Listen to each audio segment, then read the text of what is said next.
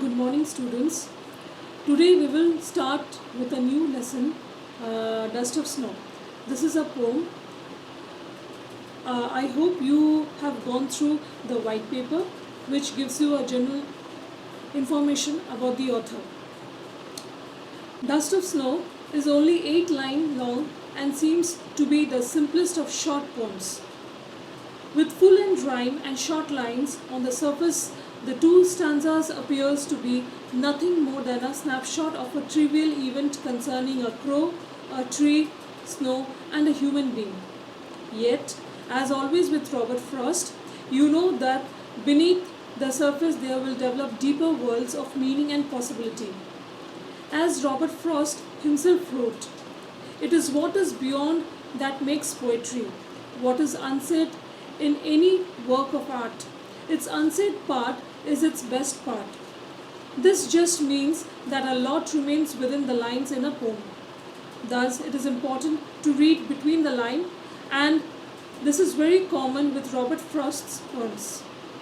So it is with this tiny poem, the reader might take only 15 seconds to recite it, but once finished, there could well be several hours of spent on, or several ways of working out what the message is, if any.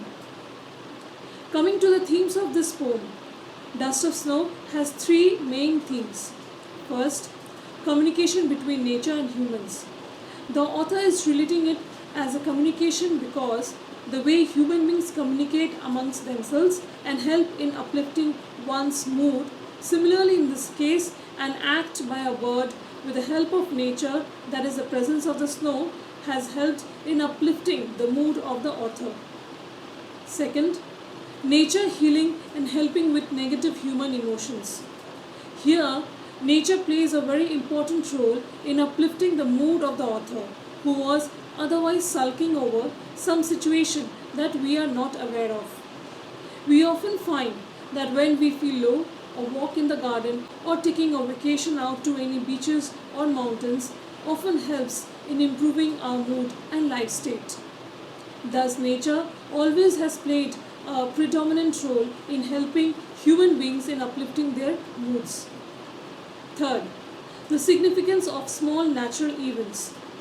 This poem greatly helps us in reflecting the way we lead our lives. We often look for big occasions to be happy, but miss to find happiness in our small day-to-day events. The way small drops of water help in filling a bucket, similarly, small happinesses helps in building great memories of a lifetime. Now moving on to the next important headline, the outstanding features of Dust of Snow. This little poem has remained popular because it just juxtaposes 2 fundamentals, human complexity and animal simplicity, in such a compact and symbolic form. What is the meaning of the word juxtaposes? This means 2 things side by side. So in this case, human beings and animals, the simplicity of animals.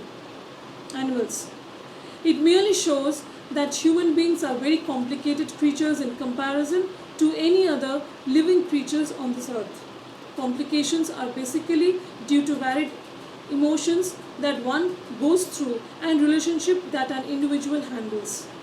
Animals, or for that reason no other living being, is as complicated as human beings.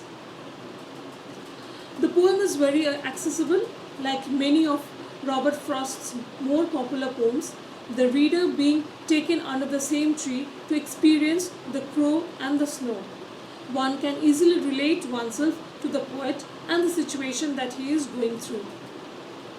Yet, as the analysis will show, there is much more going on what appears to be lines of simple, straightforward language.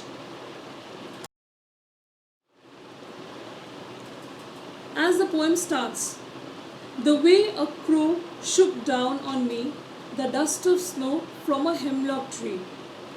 Talking about the setting of the poem, it must be winter season and trees all around are covered with snow. It just happens that the poet is passing by the forest. Why forest? Because Hemlock trees belong to the pine tree family and they inhabit dense, moist habitats. Also, hemlock trees are considered as poisonous trees. All species are not poisonous, but few of them definitely are. As we read the poem, we also come to know that a crow was sitting on one of the trees, and as the poet passed by, it shook itself, resulting in falling of the snow particles on the poet. Here, whether the crow is preening, that is, cleaning or tidying its feathers, merely shaking off, flying off, or landing, or readjusting its feet on a branch is not clear.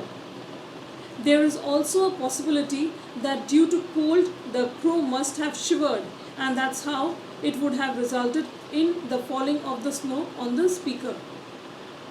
Here it's important to note that both the agents of the nature, hemlock tree and the crow, both signify sadness and gloominess.